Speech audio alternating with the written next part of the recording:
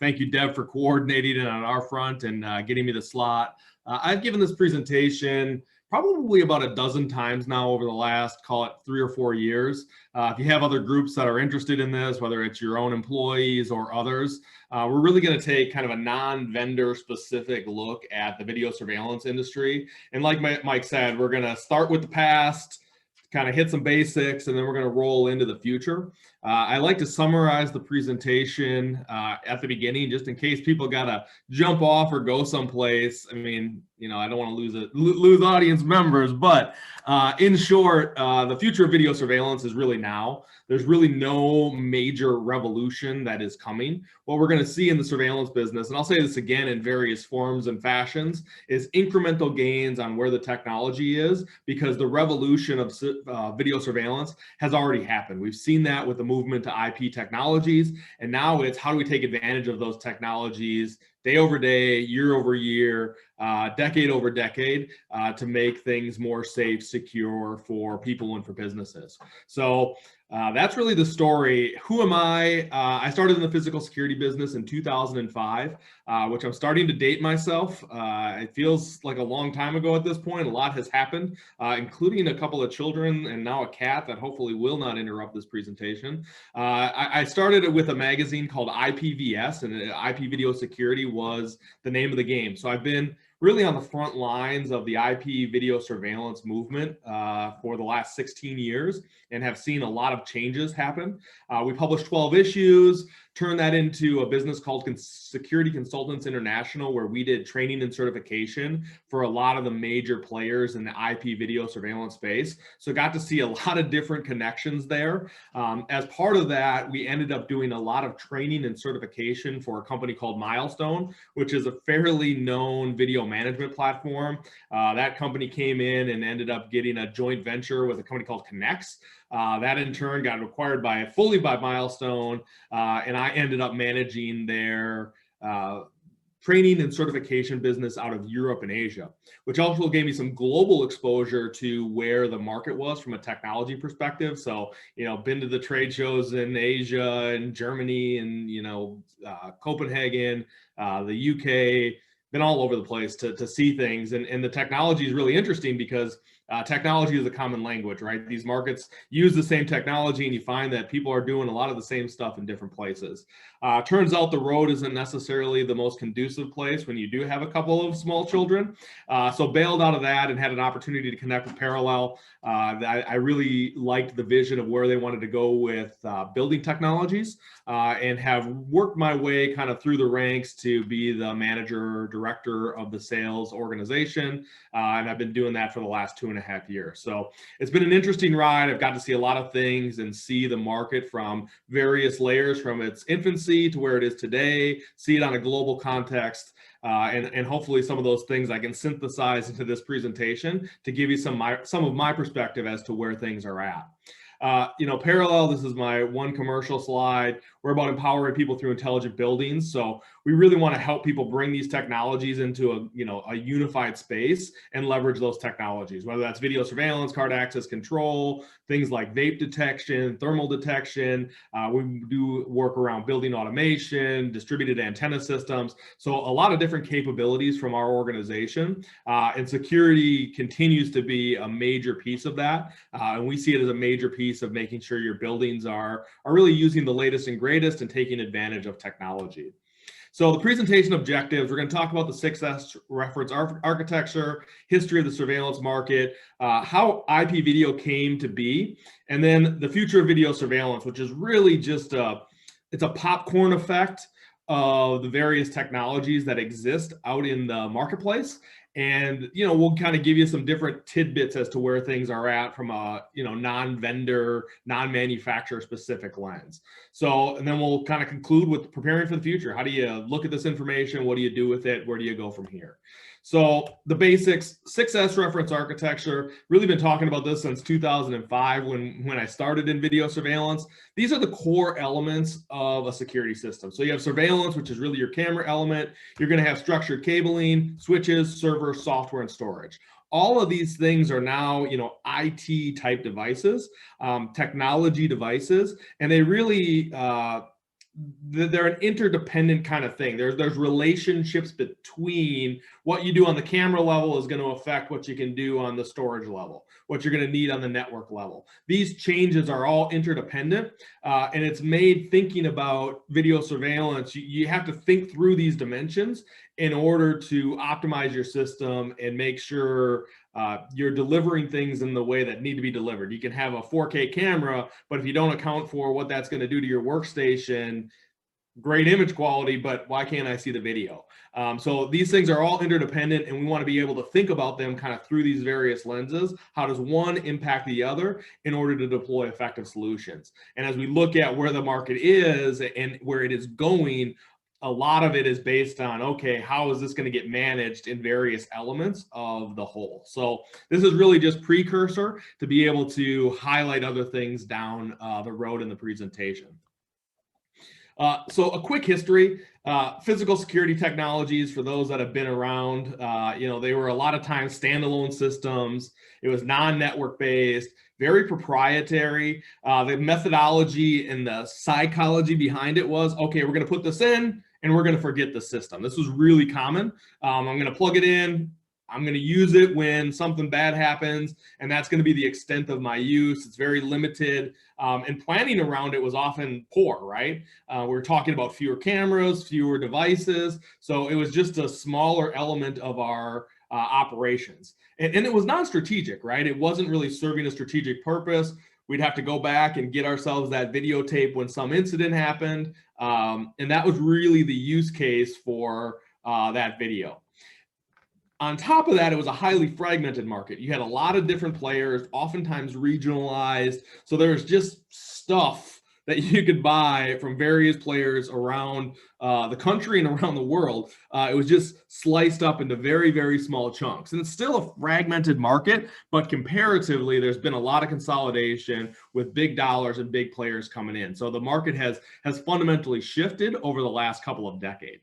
And then non-sophisticated use cases and applications. Like I said, it was, hey, we're looking for this incident response. It was very simplified in its use, very simplified in its application. And I think where we're going and where the market has moved to is that's really beginning to change. These things are the opposite of them is what's happening in today's world. So a new era begins. Martin Gren invents the IP camera. He was the CEO of ASIS, or founder of ASIS.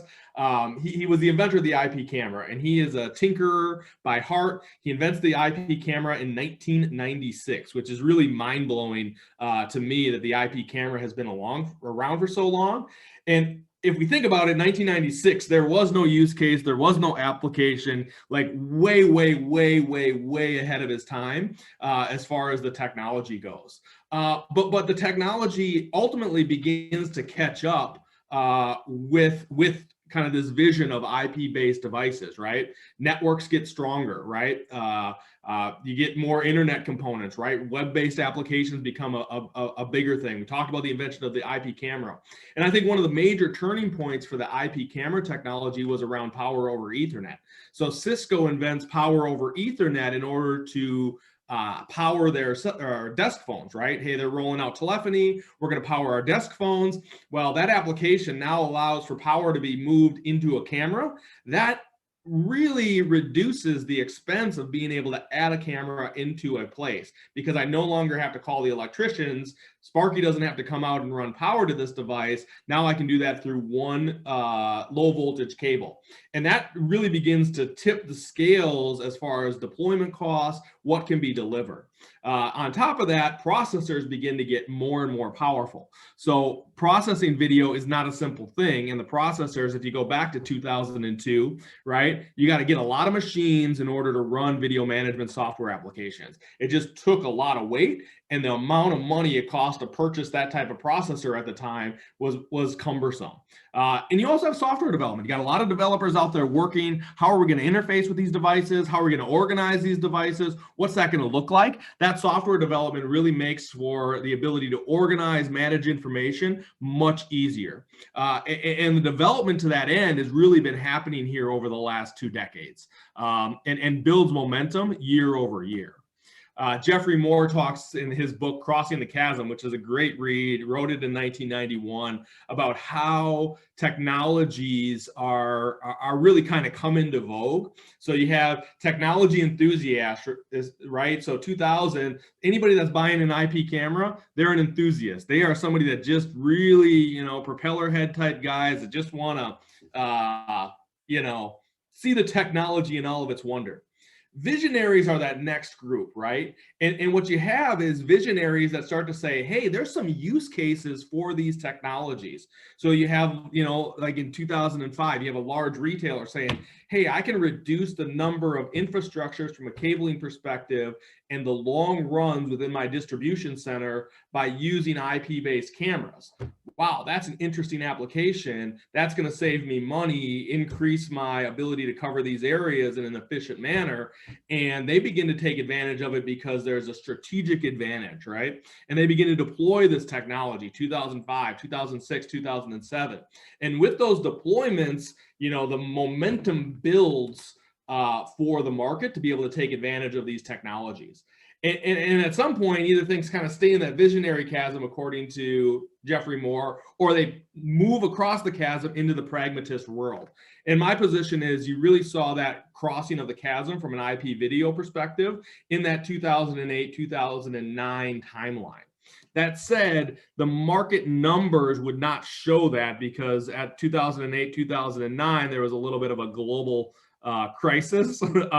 So you didn't see the pop in the number of sales, but you did see those people that were beginning to take advantage of the technology become more of the pragmatist. People saying, hey, I'm a higher education institution. It makes sense for me to deploy this because the money is right.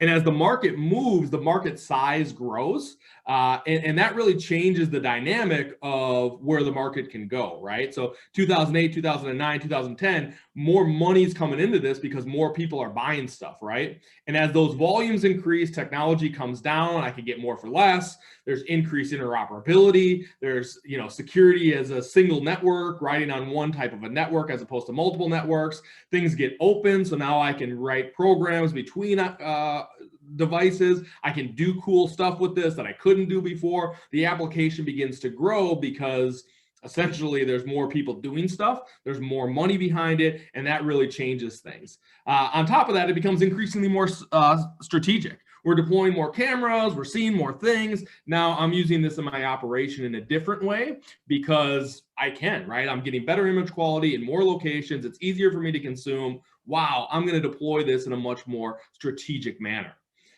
You know, as part of this, you know, you kind of see this hype curve from Gartner.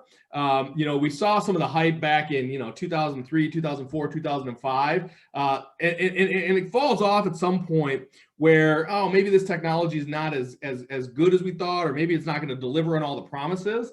And you go through this season of disillusionment, what it's going to do. And then the world just shifts as you move up the slope of enlightenment into the plateau of productivity. And I would say that is where the technology is today, where you're seeing incremental, ongoing improvements of technology day over day, month over month, year over year, from now until forever, where the productivity is, there's no major shifts or aha moments, but productivity on these devices, the efficiency of these devices is really changing and allowing us to deliver more than we've ever delivered before. So video surveillance into the future. I really like Andy Grove. He's kind of one of the IT revolutionaries that isn't highlighted a lot. Very big player at Intel. I think one of the major reasons, surveillance is where it is because the Intels of the world were developing chipsets that could support all this stuff, right? So in his world, in technology, whatever can be done will be done. And I love that line, right? Because as we can dream, think, imagine it, there are developers that are dreaming, thinking, imagining, finding business cases, and developing stories to press this market forward. And they've been doing that over the last 2 decades. They will continue to do that. And my position would be more and more dollars as more and more devices and money is spent in this arena, more and more dollars, more and more innovation will come into play, because in technology, whatever can be done will be done. It is going to happen. Andy Grove was 100% right. So where's the market going? This is kind of the popcorn effect of what's happening.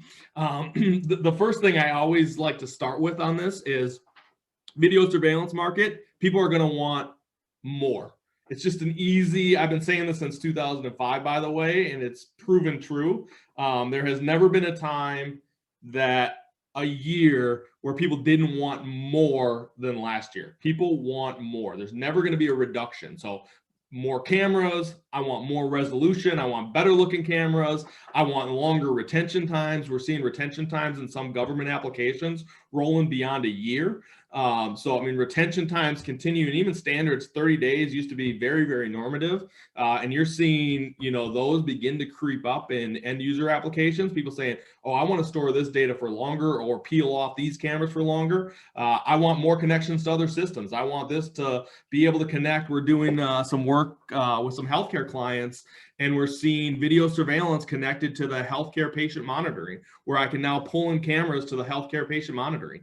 More connections, more strategic, because, okay, now I can interrelate between these two things and see that video live. More use cases, and a use case explosion is happening, right? There's more reasons to bring video into places that otherwise would not be there.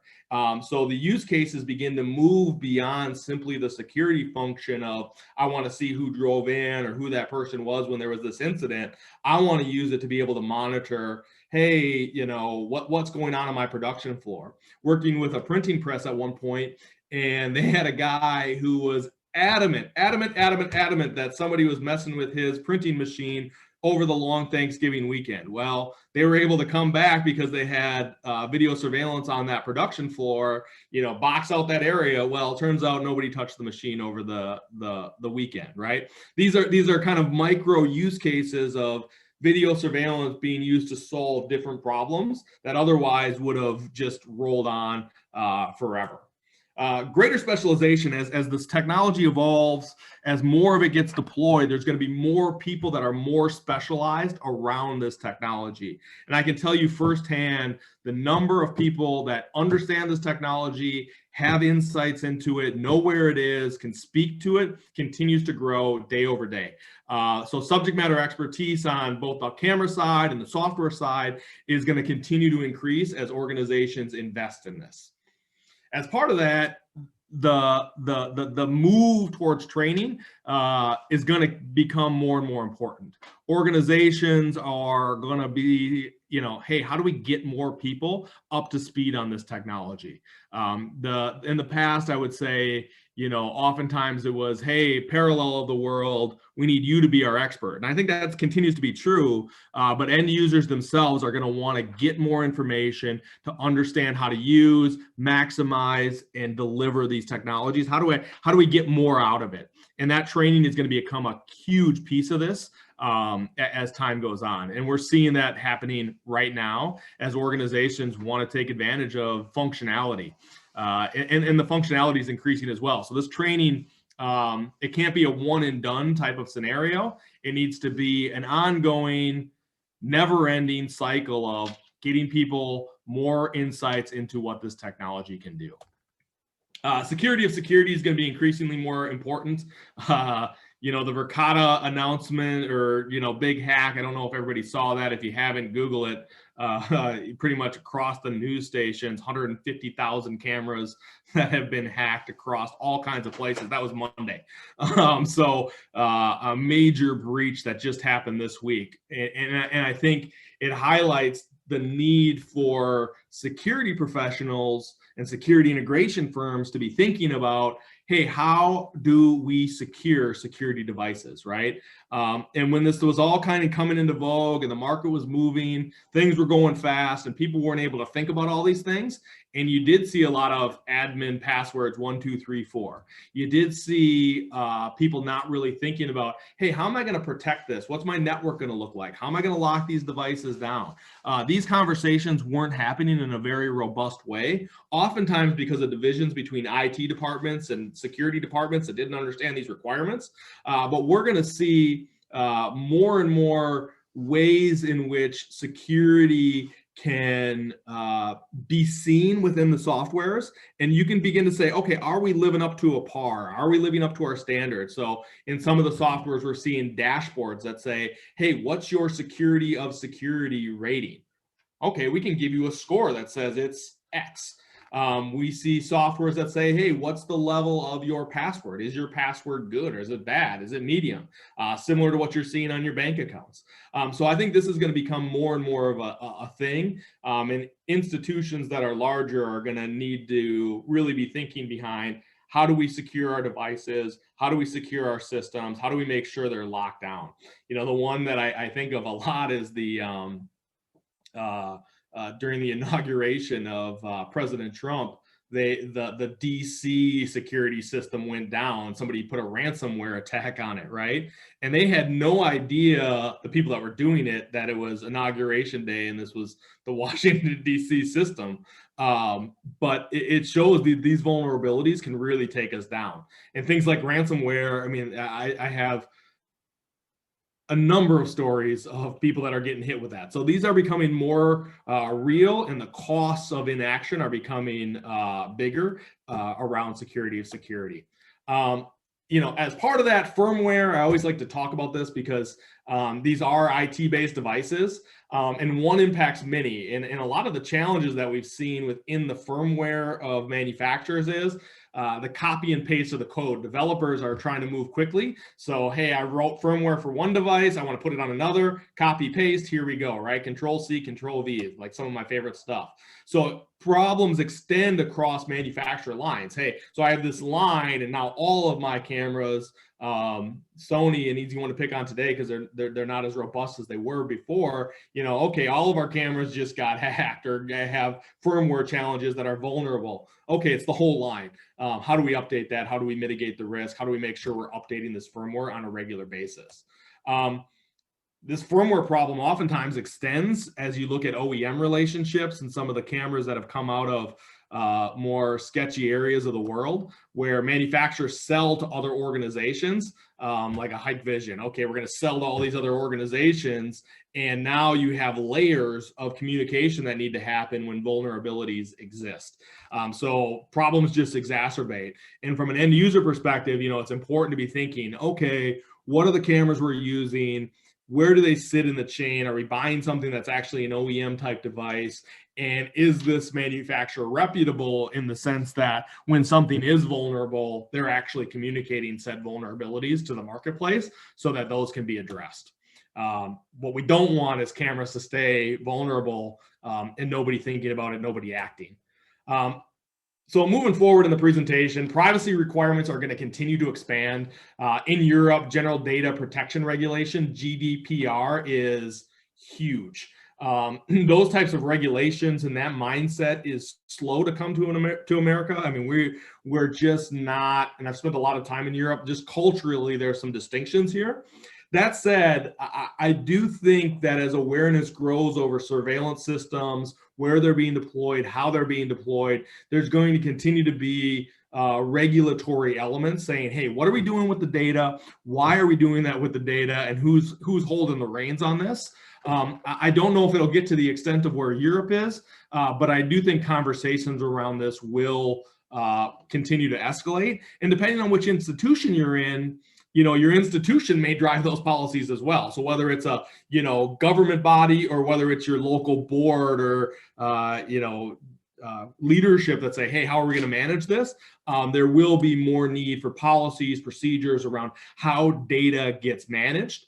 You know, one of the things that I think is going to play into this is the ability to redact images. I think that whether that's on a live feed of data coming in and I'm be able to redact the face of somebody walking through my campus, or whether that's post-fact to say, okay, I got an incident with some kids at a school, now I can redact all the images of those that were not involved. I think emphasis on these types of technologies is going to increase as pressure both from government, city, local, state, federal, and institutions, people continues to escalate. People are going to want answers to this. And I don't think that has been there in mass within the US. But I anticipate over the next 5-10 years, you're going to continue to hear more requirements coming out to that end.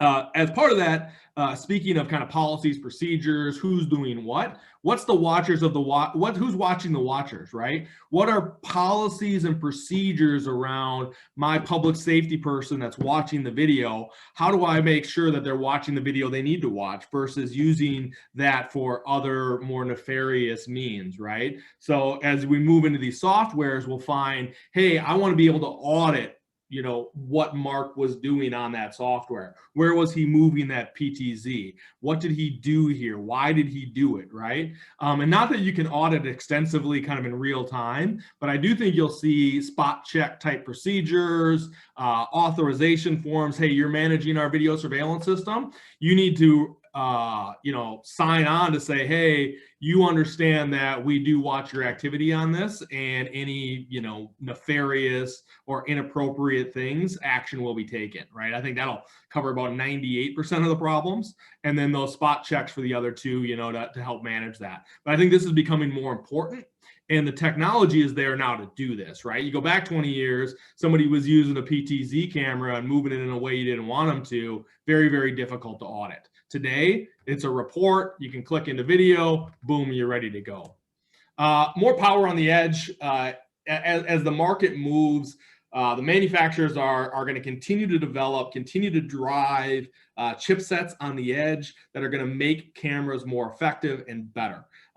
What I got in the picture is, you know, from ASIS, same thing as Martin Gren before, but ASIS isn't the only one that is driving improved chipsets, right? They're on their 7th generation. It kind of gives you a sense of, hey, there's been a lot of development here, and you're going to get things like improved edge-based analytics. So I can put analytics that I used to have to process on a server, I can now process that on the edge. Increased compression ability, being able to make the image smaller, better image quality, more security.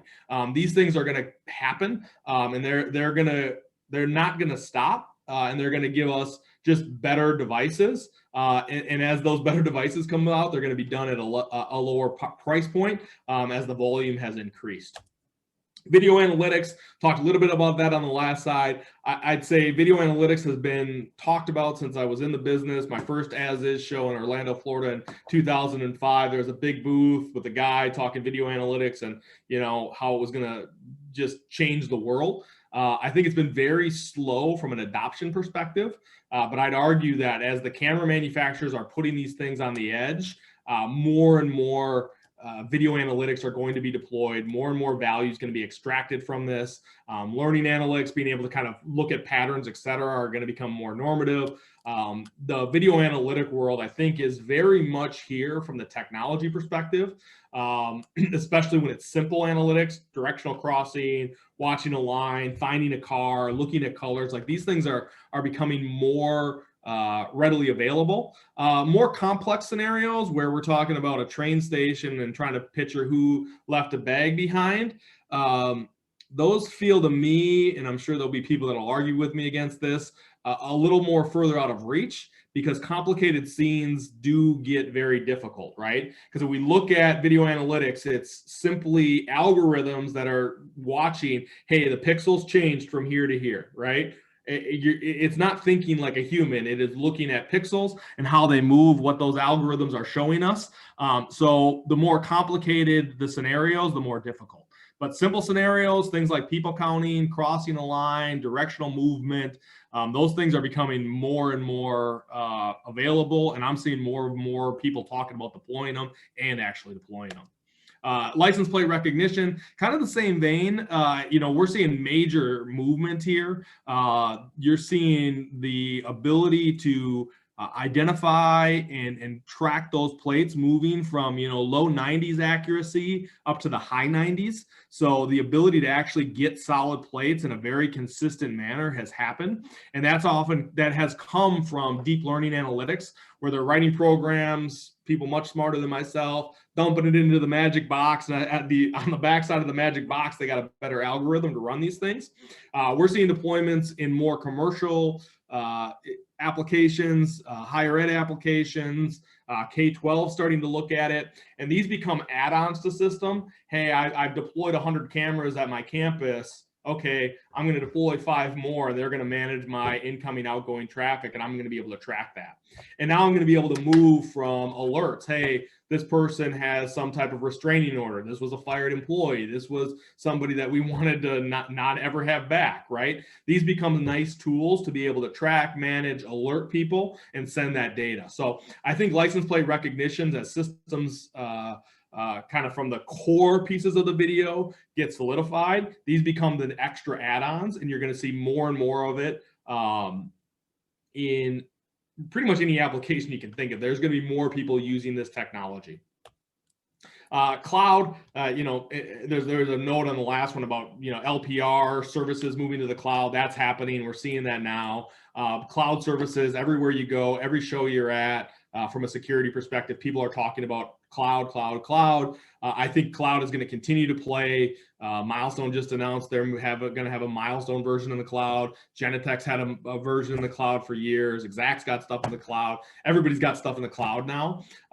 Your bigger challenges around the cloud are, how does the pipe go up to bring all that video? So as you go to the larger spaces, what does it cost you to send that video up to the cloud? So what are you doing with it?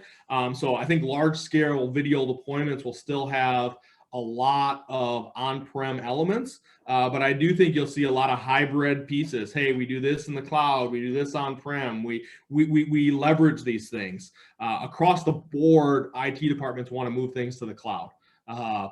It is just a fact. And so as the technology evolves and changes, compression gets better, more stuff is going to move to the cloud. These are going to become a bigger and bigger piece of people's strategies. 360-degree cameras, kind of getting into the camera technologies for the next few slides. These are happening. They're being deployed. They used to be very niche. Now people are doing them all over the place. Coverage is getting expanded because I can look at it 360. We are deploying these every day at this point. So it's not really the future. You're just going to see more of them deployed as people are looking at more and more spaces. Multi-sensor options. You used to have kind of a limited frame with the Aircons of the world. They owned that market. Now all the major manufacturers have a play with camera technology. Coverage expands. I was on a walkthrough the other day, and okay, they got a camera that's just looking at this. I'm going to replace that camera that's 8 years old, and now they're going to look at a wider, you can't see my hands, but a wider swath of the image. So it's inexpensive to deploy, one software license, one camera, but you get 3-4 lenses and are able to cover a wide area of space. Pretty much exterior of buildings, this is always where we're starting now.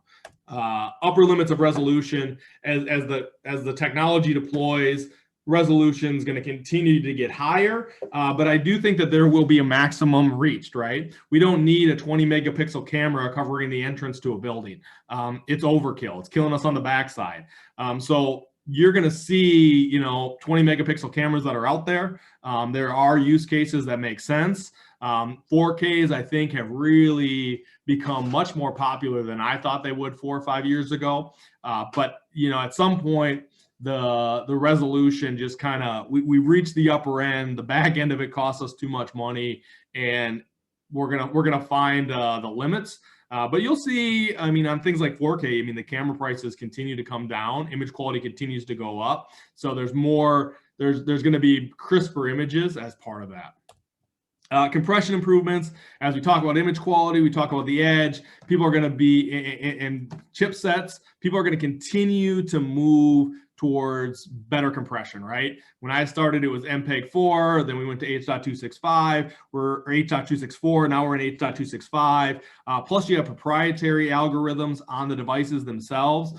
Driving image size down is a major piece, and it's a competitive advantage. If I can shrink that image size, we can store it for longer, for less expensive. That is a good thing. Manufacturers are going to continue to invest in this because there's a real value play on the backside to clients when you don't have to store these massive images. As part of that, decompressing on the edge is really a trick, right? So how do you actually take that image, that 4K image that's compressed, uncompress it, and view it, right? This is kind of thinking through those 5 S's. Okay, how am I going to show this on my workstation? What is this going to look like? I need to be able to effectively decompress that so I can view it. And you'll see at conferences like NVIDIA, which is the graphic card, you'll see more manufacturers sending resources there because they're leveraging those types of graphic cards to be able to decompress on the edge to show those images, so I don't have to buy super expensive servers. So these things have been worked on in the background, and if you look at the release notes from your major video management software companies over the years, you'll see stuff around this end that they're solving problems from a development standpoint that sometimes look transparent to the end user because it just works. But if they hadn't done these things, those 4K cameras would be dragging your machine down more than they maybe are today. Unification, I see this as another big one. Hey, how do we move things from multiple different networks, multiple different applications to singular applications? You're seeing development around this: video surveillance, card access control, intercoms, license plate recognition, process flow management, visitor management. I mean, more and more stuff's getting consolidated onto singular applications to be able to manage events, or follow up on things, and see what's happening. So that is kind of my hodgepodge of stuff. It's a quick run through. There's more out there, but trying to give people a feel for where this technology is, where it's going, how you apply it. As we look to the future, my concluding statements are around giving yourself options, right? You don't want to get stuck. The market's going to change. The market's going to evolve. Competition is going to drive movement that we cannot see. And having been in this business for the last 16 years, the one thing that's true is, well, didn't see that coming, right? Shifts have happened. So, build on an open platform. You want to have flexibility. You don't want to get stuck into some proprietary type of scenario where you don't have flexibility and you got to rip and replace everything that you got. You want to use best of breed hardware to provide flexibility, right? Leverage what's out there so you can actually move things and pivot should the need arise, and protect that investment.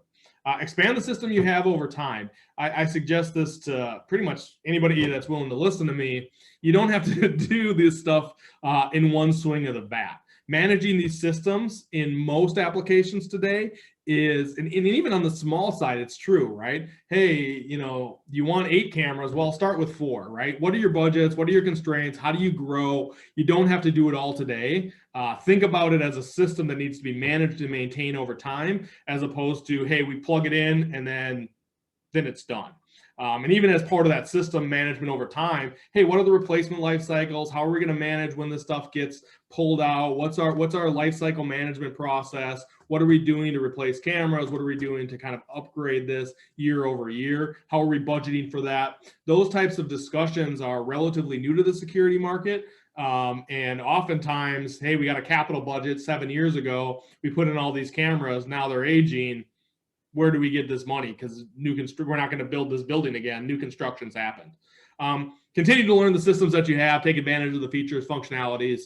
I really highly suggest user groups, finding peers in other organizations that can help you leverage manufacturers, leverage systems integrators, be learning.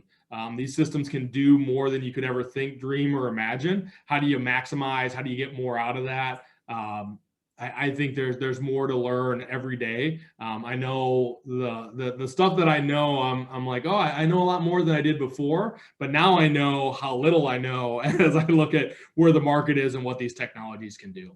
And then lastly, you want to select strategic partners to assist you on the path, right? You want to make decisions. Who's going to help us get there? How are we going to do that? Who's going to keep us informed of what's going on?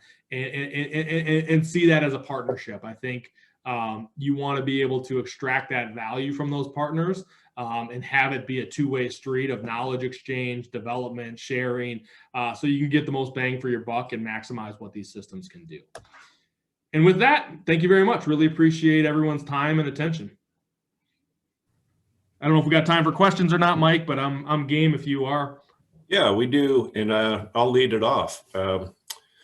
So one of the things in the military that we did was, you talked about unification. So we had sensors tied to our camera system. So slew to Q. So, you know, whatever kind of sensor, it could be infrared, it could be door alarm, but then that would trigger the camera then to alert the dispatcher to watch that camera, and it would pop it up, and in many of our cases even slew to the right place on the PTZ and zoom in on the location. Where do you see that going in the non-DoD market? Yeah, I mean, I think it's here for those that are willing to program and think through what they want to happen on the event to action perspective, right? So, hey, here's the event, whatever sensor you really want, and here's the action that I want. You can begin to create those scenarios, right? So we'll use one that I've been thinking about. You know, we got a vape detector in a bathroom in a K-12 school. Okay, vape detector gets popped because some kids are vaping in there. That sends an alert back to the security station. It triggers the camera to pop up on the viewing station that they're looking at.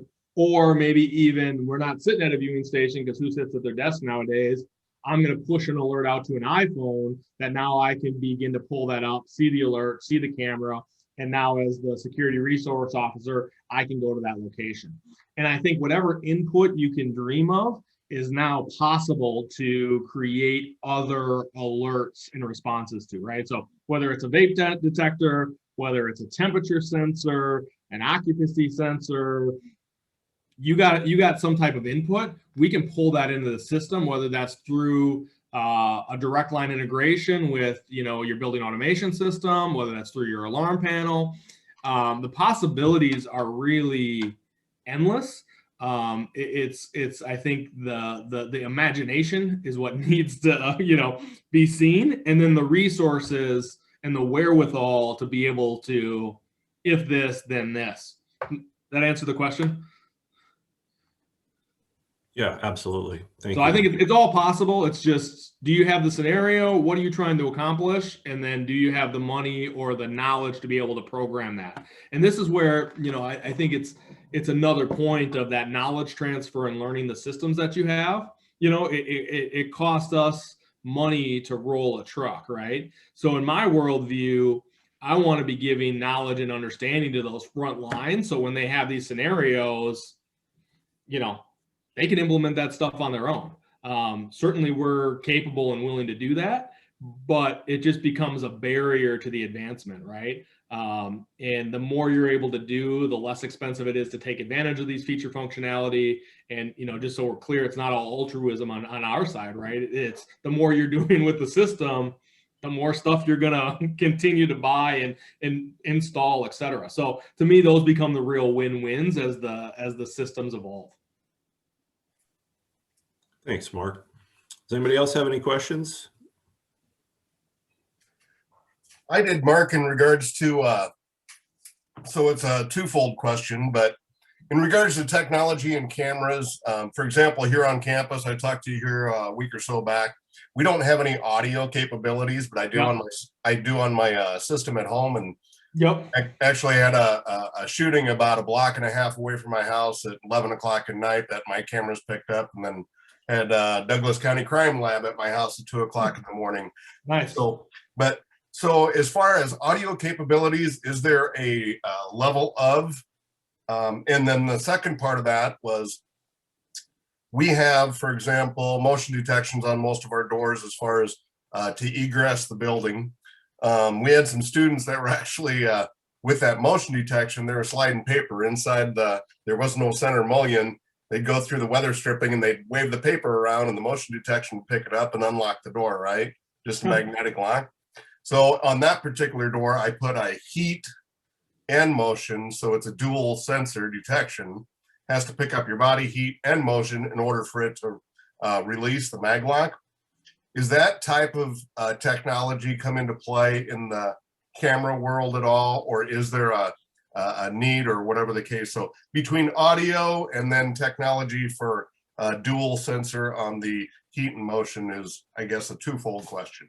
Yeah, so I'll take audio first. So cameras have had the ability to record from a microphone perspective for a very long while. So being able to record off of the camera, a lot of cameras have that feature functionality to be able to have that on there.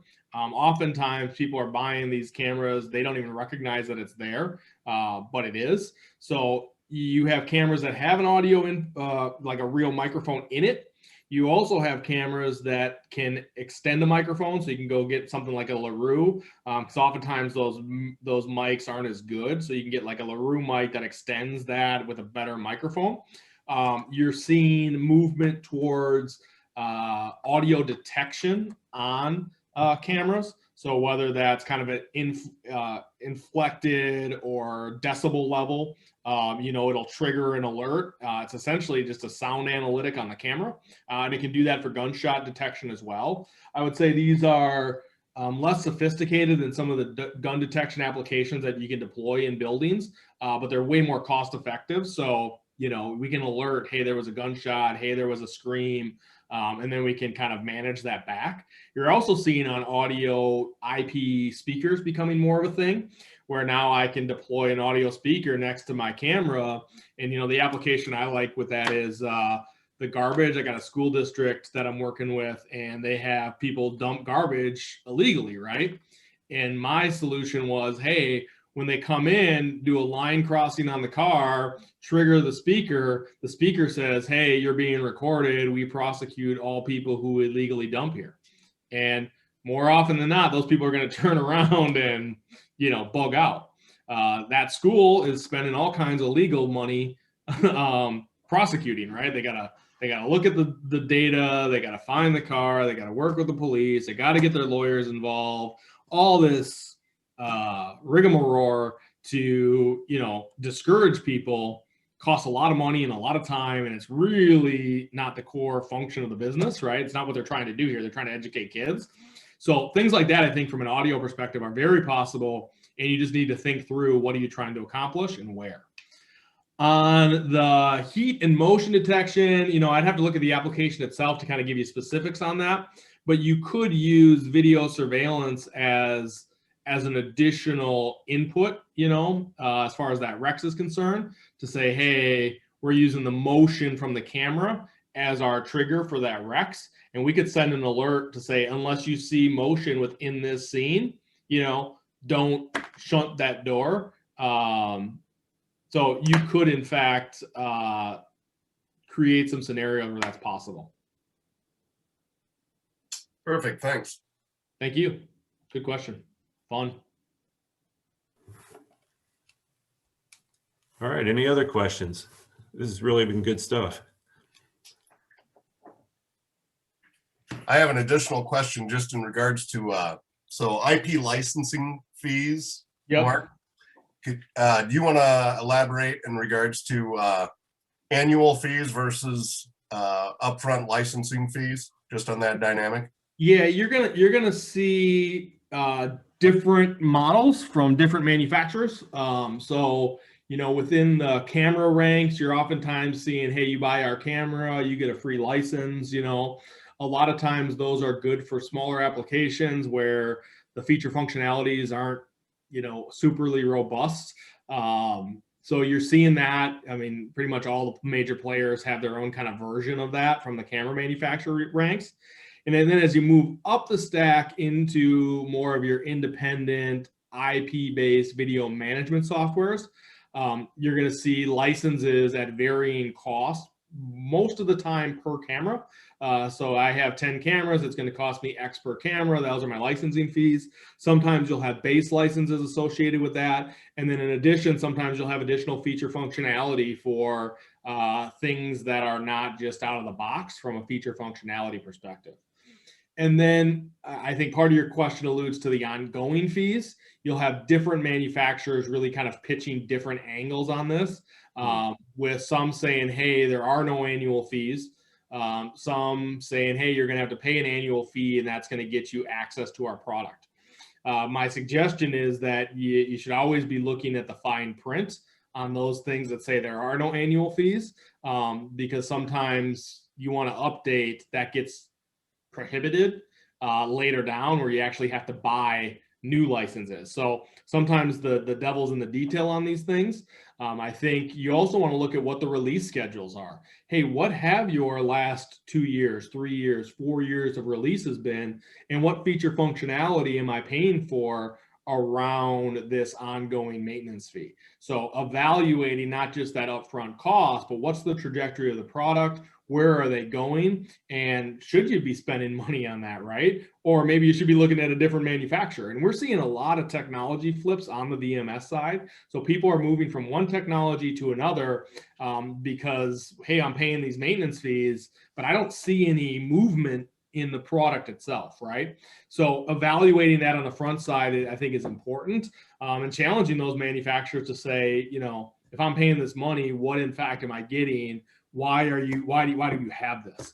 And to know if you bought open systems and open architecture with IP-based cameras, you know, there's somebody chomping at the bit, knocking on that door to say, hey, we could move this from one manufacturer to the other. And that process is certainly not free, and there's cost involved, but it does give you more flexibility than traditionally was there, where, hey, I bought this stuff and now I'm just stuck unless I rip and replace everything. So once again, another reason to stay with best of breed technologies that are open IP based, because when you want to pivot or need to pivot, then you got some choices. Right. And you're seeing consolidation too. My other point would be, you know, you've seen a lot of players get bought out by bigger players, right? Smaller fish getting eaten by bigger fish. And you'll see philosophies change related to, you know, what my maintenance cost is going to be, what we're going to deliver for that maintenance cost, because of those leadership changes. Those businesses buy businesses for a reason, and sometimes they change the rules because they can.